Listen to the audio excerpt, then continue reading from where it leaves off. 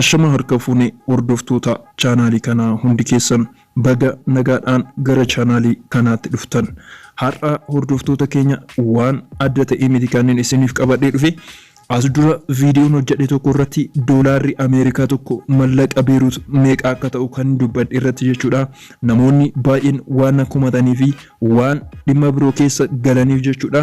Isarratti ibsa qabatamaan ta'e isinitti agarsiisaa weebsaayitiiwwan information kiyya irraa argadhu jechuudha. Direct haala itti fayyadamuu fi haala kamiin mallaqa addunyaa akkan sharafee isinitti agarsiisu waan hundumaa isiniif qabadhee dhufeen jira jechuudha. Information san ani eessaa fuudhee akkan isiniif dhiyeesse dhibbatti odeeffannoo qabatamaa akka ta'ee fi waan weebsaayitii irra kaawwamee jiru internationally yookiin akka addunyaatti waan beekamu akka ta'een isiniif mirkaneessuudhaaf dhufe jechuudha. Kanaaf ana waliin ta'an isiniin jedham ani shimeedha. Yoo chaanaalii kanaaf haaraa taatan subscribe gochuudhaan jalqaba. Amma hordoftoota keenya weebsaayitii sadiin isinitti agarsiisa jechuudha. Weebsaayitiin kunneen sadeen sharafni mallaqa addunyaa mallaqa biyya barbaadanii jechuudha gara biyya biroo kan barbaadanitti jijjiirtu jechuudha. Mallaqa addunyaa garagaraa fakkeenyaaf kan Itoophiyaa fi kan Eertiriyaa yoo ta'e yookiin kan Beerutiif kan Itoophiyaa yoo ta'e fakkeenyaaf mallaqni Itoophiyaa tokko birrii Beerutitti meeqa akka ta'u yoo barbaadan immoo jechuudha doolaarri Ameerikaa tokko birrii Beerut meeqa akka ta'u yookiin doolaarri Ameerikaa tokko qarshii Itoophiyaa meeqa akka ta'u yookiin yuuroon tokko qarshii Itoophiyaa meeqa akka ta'u yookiin riyaalli tokko riyaala ta'ee dinaara ta'ee mallaqa fedhe kan addunyaa kana keessa jiru akkamitti akka sharaftaniin isinitti agarsiisa jechuudha. Sharafasaa akkamitti akka beekuu dandeessaniin isinitti agarsiisa. Kana akka itti fayyadamtaniif osoo hin taane jechuudha. As duraan weebsaayitiiwwan mallaqa sharafa agarsiisan irraa fudhadhee jechuudha. Ni beektu weebsaayitiiwwan akkanaa kanneen beekuu dandeessu. Information ani gadhiise namoonni lakki sirrii miti kana dogongorteerta waan naan jedhaniif dafaneetli akka hin dogongorin isinitti agarsiisuufani jechuudha. Har'a mata dureen keenya jechuudha. Doolaarri Ameerikaa tokko akka addunyaatti mallaqa Beerut jechuudha. Meeqaan sharafama meeqatu hayyameef mallaqa Beerut meeqatu doolaara tokko ta'a. Mallaqa Beerut hangamtu doolaara Ameerikaa tokko ta'a. Okay, odeeffannoo kanarratti jechuudha. Beerut keessatti doolaara Ameerikaa tokko qarshii Beerut lamaan sharafachaa akka jirtan dhagaan jira.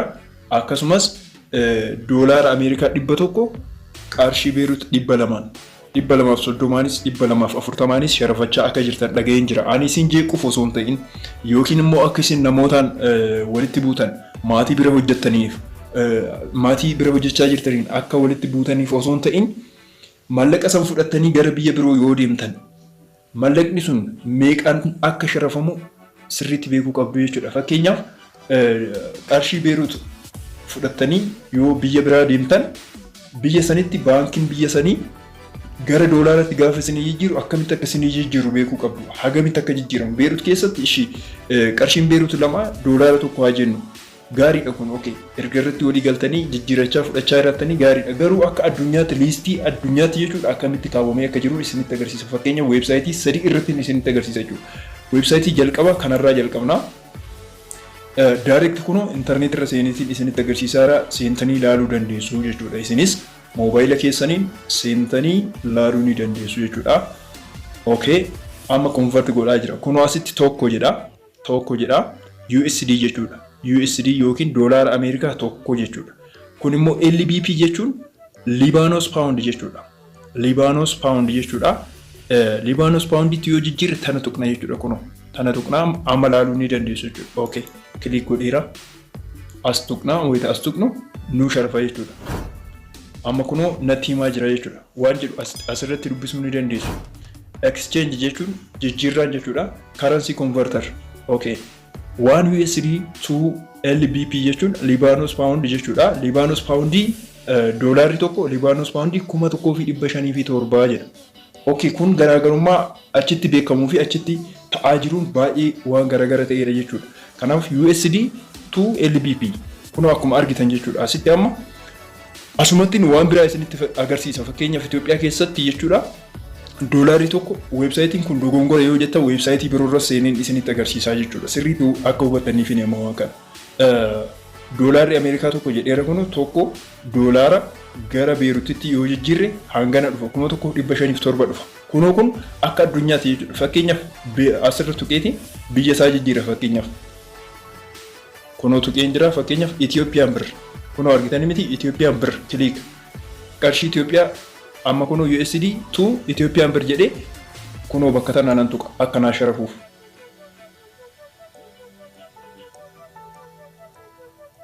Okay. Kunoo 32.19 jedhee fideera kun sirriidha jechuudha. Itoophiyaa keessatti doolaarri Ameerikaa tokko qarshii Itoophiyaa 32 sharafamaa jechuudha. Kan biroos reaalas yoo fidan akkasuma ta'a jechuudha. Asitti kunoo bakka kana tuqxanii kan biyya feetanii fidan jechuudha. Doolaara gara wanni itti jijjiiraa jirtan jechuudha. Doolaara gara mallaqa biruutti sharafaa jirraa jechuudha.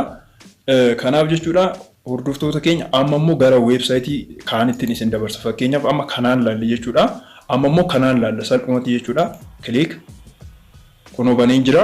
Ergan banee booda asitti Kuweetii diinaar jedha fakkeenyaaf kana dhiisnee jechuudha. Asirratti maal goonaa doolaara suqnaa jechuudha. Doolaara US dollar. US dollar kunoo US dollariin tokko qarshii asitti amma sharafuu barbaannisan ka biyya barbaanne fakkeenyaaf Itoophiyaa yoo ta'e fakkeenyaaf kunoo doolaarri tokko 32 jedheera akkuma argitan 32 jedheera. Kana Libanus goonaa jechuudha. Libanus pound kunoo akkuma argitan Libanus pound. Libanus pound yoo fidan kunoo weebsaayitii kanarrattis 1500 ol mul'isaa jira jechuudha. Okay. 1500 ol mul'isaa jira jechuudha weebsaayitiin kun. Fakkeenyaaf reefu isinitti agarsiisan jira. Ka Itoophiyaa yoo ta'e hangam akka ta'u 32 ta'a. 32 qabxii maal jedha kunooti. Okay. Gara weebsaayitii isa sadaffaatti isiniif tara jechuudha. Sirriitti proof isiniif gochuudhaaf. Maddi odeeffannoo keenya intarneetidha malee Libanus hin jirru yookiin Beerut hin jirru yookiin biyya biroo hin jirru jechuudha. Biyya san dhaqnee qaamaan nama gaafanneetii miti kan isiniif dhiyeessinu. Intarneet irraa information fudhannee isiniif dhiyeessinu. Fakkeenyaaf kunoo asitti doolaara tokkoon barreessa fakkeenyaaf USD ka jedhu kan doolaara tokko fakkeenyaaf kunoo doolaara tokko barreessee jira. Asitti Libanus pound jedha kunoo Libanus pound 1500 fi duwwaa 6 agarsiisa. Walumaa galatti 1500 olatti agarsiisaa jiru. Fakkeenyaaf Libanus pound jedha kun asitti argitan gara Itoophiyaatti hin jijjiira fakkeenyaaf biyya jechuudha. Kunniin amma maqaa biyyaati. Kun asitti Libanus pound LBP. Fakkeenyaaf gara Itoophiyaa deemee gara Itoophiyaa as keessa kun Ethiopian birr jedha. Isa nan filadha. 32.14 jedha. Sirriidha Itoophiyaa keessatti 32 jechuudha. Doolaarri tokko qarshii Itoophiyaa 32 jechuudha. Doolaarri tokko karaa seera qabeessaan jechuudha. Kanaaf gaafa Libanus ta'u immoo akkas ta'a jechuudha. Akka reefu ta'e san ta'a jechuudha. Fakkeenyaaf 1500 ol ta'a jechuudha. Kun akka addunyaatti Beerut keessatti warri jirtan warri Libanus keessatti mallaqa Libanus fudhachaa jirtan isin jeequufi miti. Garuu mallaqa san fudhatanii yoo biyya biraa deemtan mallaqni sun akka itti sharafamu beekuu qabdu jechuudha. Achii baatanii biyya biraa yennaa deemtan kunoo fakkeenyaaf Libanus pound irratti deebiseera 1500 irratti deebi'ee jira. Ani Libanus irraa information namoonni naa kennan hin fudhadhu. Information ani fudhadhu information internationally kaawwame listii kana keessa kan kaawwame jechuudha. Fakkeenyaaf okay click godheen jira Ethiopian birr jedha asitti kana yennaa asirra tuqxan jechuudha. Addunyaa guutuutu isiniif ba'a jechuudha. As keessa addunyaa guutuutu isiniif ba'a kun akkuma argitan mallaqa biyya barbaadanitti sharafuu ni dandeessu. Fakkeenyaaf Saudi Riyal doolaara tokko gara Saudi Riyaalitti jijjiirree ilaalla. Warri Saudi asumaan Nasr Saudi Arabiyaa Riyaal jedha kunoo Saudi Arabiyaa Riyaal doolaarri tokko amma akkanaaf sharafuuf asin tuqa. xe.com jedhama weebsaayitiin kun xe.com jedhama. Currency convert kan isiniif godhu yookiin mallaqa kan isiniif sharafu kun xe.com qubee lama bichaadha. xe kunoo fakkeenyaaf USD gara Saudi Riyaalitti gaafa jijjiiru Riyaala 3 fi saantima 75 ta'a jechuudha. I think perfect dha weebsaayitiiwwan kunni. Kan Beerut kun mallaqa akka gorsaatti wanneen ani isin gorsu mallaqa keessan gara doolaaratti jijjiiradha. Erga achitti isinii kan jijjiiran ta'e gara doolaaratti yoo qarshii Beerut 2 yookiin doolaara 200 no qarshii Beerut 200 doolaara 100 kan isinii jijjiiran ta'e doolaaratti jijjiiratii fudhadhaa yookiin 230 yoo ta'e doolaaruma fudhachuu isinii wayya sanii olis yoo ta'e jechuudha. Doolaara fudhachuu isinii wayya gara birootti doolaaratu gatii isinii qaba malee mallaqni sun gatii isiniif hin qabu. Already weebsaayitii kun xe.com jedhama. xe.com jedhama. Kun immoo currency converter weebsaayitii biraati. Convert my money kun convert my money jedha fakkeenyaaf click kun asitti ka argitan kun www.convertmymoney.com convertmymoney.com kun asitti arguu ni dandeessu convertmymoney.com namni barbaadan seentanii laaluu ni dandeessu kun asitti gatii mallaqa fakkeenyaaf asitti Libanese pound kan jedhu kun asitti doolaara takka yoo tuqne $500 miil lama